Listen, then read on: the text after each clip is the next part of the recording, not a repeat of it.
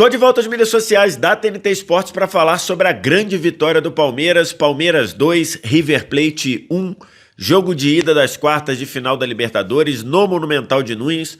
O Palmeiras volta ao Brasil com uma ótima vitória que de fato poderia ter sido melhor pela superioridade incrível do Palmeiras no primeiro tempo, mas não deixa de ser uma ótima vitória.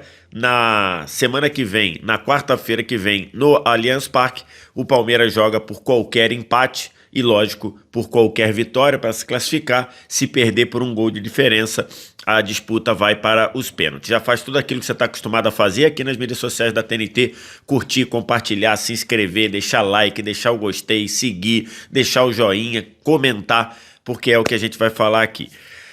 Terminou agora há pouco River Plate e Palmeiras, jogo de ida das quartas de final da Libertadores, e o Palmeiras fez um primeiro tempo de manual, um primeiro tempo incrível, um primeiro tempo de uma superioridade assustadora, seja pela ótima execução do Palmeiras em todos os níveis, seja pela forma como o River Plate foi impotente diante do que o Palmeiras fez.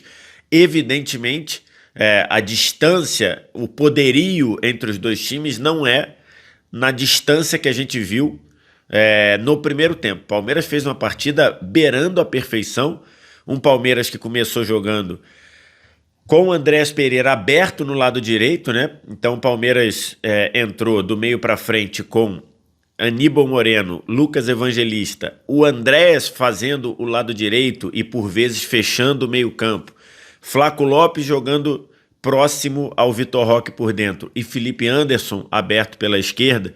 E essa formação fez o Palmeiras ganhar o meio campo numa batalha de uma superioridade muito grande do Palmeiras no meio campo.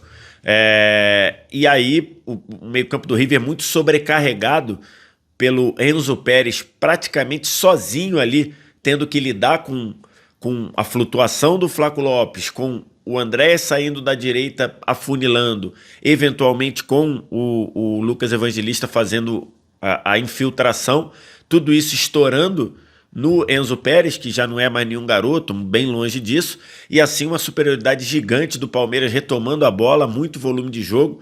Quando a bola chegou para o ataque, nem o Driussi, sem praticamente conseguir segurar uma bola, também graças à ótima atuação dos zagueiros.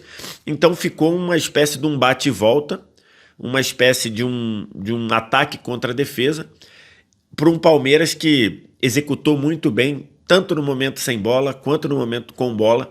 Abriu 1-0 logo no começo com o Gustavo Gomes, depois de um escanteio cobrado pelo Andréas Pereira, um escanteio longo cobrado da direita, que achou o Gustavo Gomes para subir livre no segundo pau.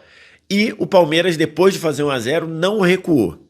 Acho que aí fica uma lição muito bem aprendida da semifinal de 2023 contra o Boca Juniors, quando o Palmeiras, basicamente, é um time bem diferente, porque em termos de peça eram outros jogadores, mas era o Palmeiras já do Abel, e naquele Palmeiras e Boca, ou Boca e Palmeiras lá do jogo de ida da semifinal de 23, foi um Palmeiras que esperou demais, né? Já era um Palmeiras mais forte, mais sólido do que o Boca Juniors, e um Palmeiras que esperou demais.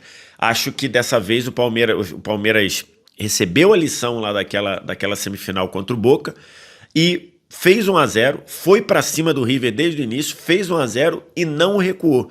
Continuou em cima, continuou sufocando, não deixando o Nath Fernandes fazer saída de bola, fazer distribuição de bola. Os dois laterais muito encaixotados, graças ao bom trabalho da galera do meio campo, tanto o Felipe Anderson pela esquerda quanto o Andréas pela direita.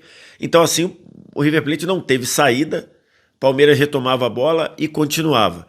Depois do 1-0, o Evangelista mandou uma bola na trave para fazer o 2-0 e o Palmeiras continuou superior até que, aos 41 do primeiro tempo, fez o 2-0 numa ótima jogada de uma recuperação de bola, de um bote alto de Kelvin e Andréas Pereira. A bola chegou rapidamente para o Flaco Lopes, girando em cima da marcação do Castanho, se eu não me engano, no meio, e colocando a bola no vazio para o Vitor Roque ganhar da marcação na velocidade, dar um tapa fazendo 2-0. O 2-0 era muito merecido. Na verdade, o Palmeiras poderia até ter feito 3-0 no primeiro tempo e praticamente matar o jogo e a vaga.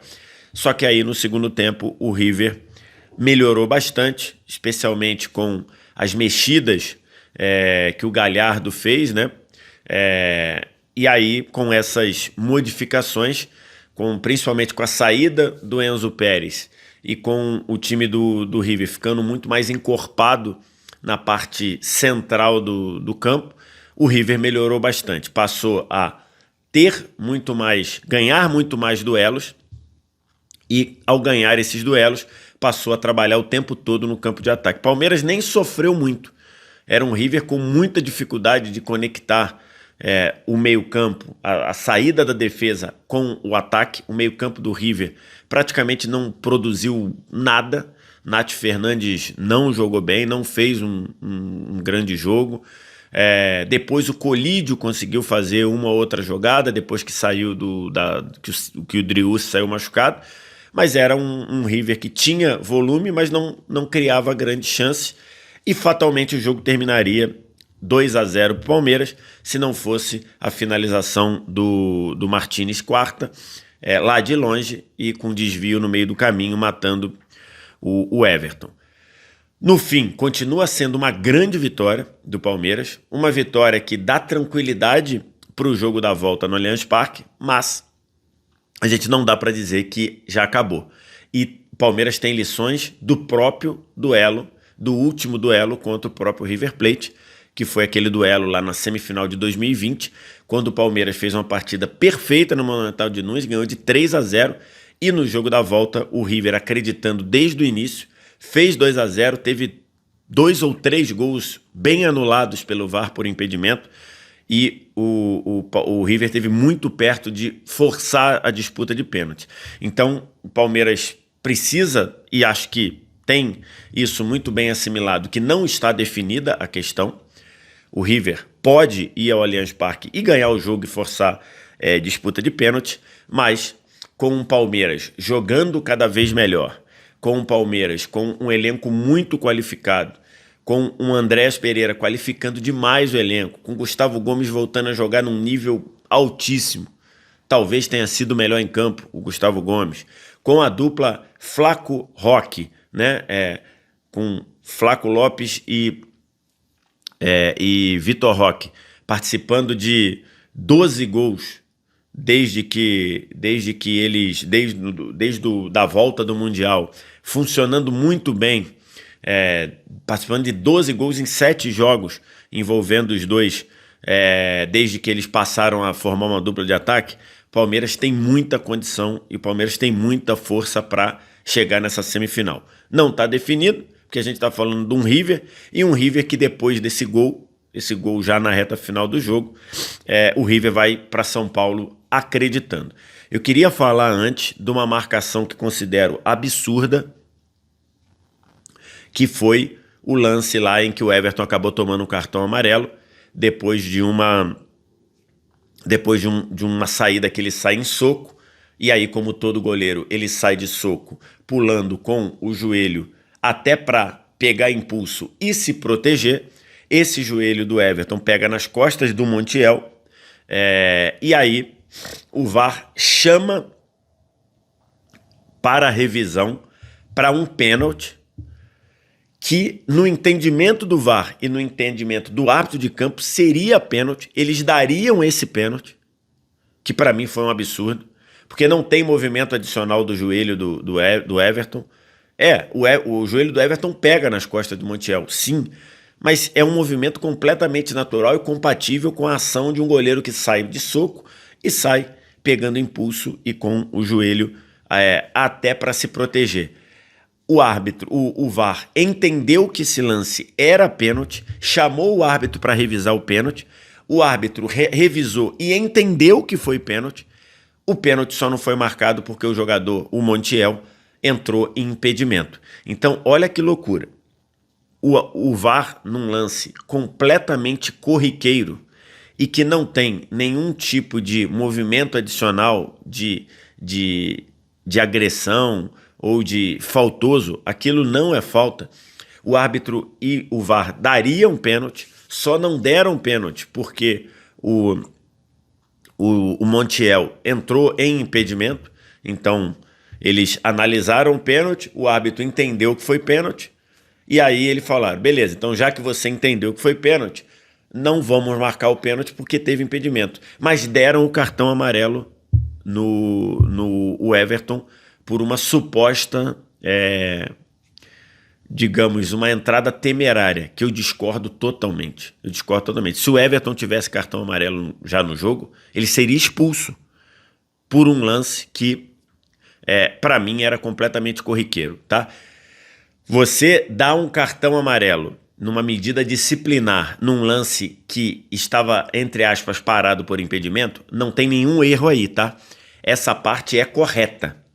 Mas, para mim, o que é completamente equivocado é o julgamento do VAR e do árbitro de campo de que a entrada do Everton é uma entrada faltosa. Se o Montiel não entra em impedimento, eles dariam esse tipo de pênalti. E isso é muito grave, porque para mim foi uma jogada completamente corriqueira. No fim, o impedimento foi marcado corretamente e custou apenas um cartão amarelo para o Everton, que para mim não deveria ser dado, porque para mim não houve situação faltosa. Para mim, então, fiquei muito preocupado com esse tipo de chamada. Menos mal para o palmeirense, para o Palmeiras, que o Montiel entrou impedido, porque se não tivesse entrado, o árbitro daria pênalti num lance corriqueiro desse. E aí, o que você achou do jogo? O que você pensa? Comenta aqui embaixo no vídeo e aí faz todas as outras coisas que você já está acostumado, curtir, deixar like, deixar o gostei, comentar, dar o joinha, seguir, compartilhar, porque esse engajamento é muito importante aqui. A gente sempre que tiver qualquer assunto importante, a gente vem aqui nas mídias sociais da TNT.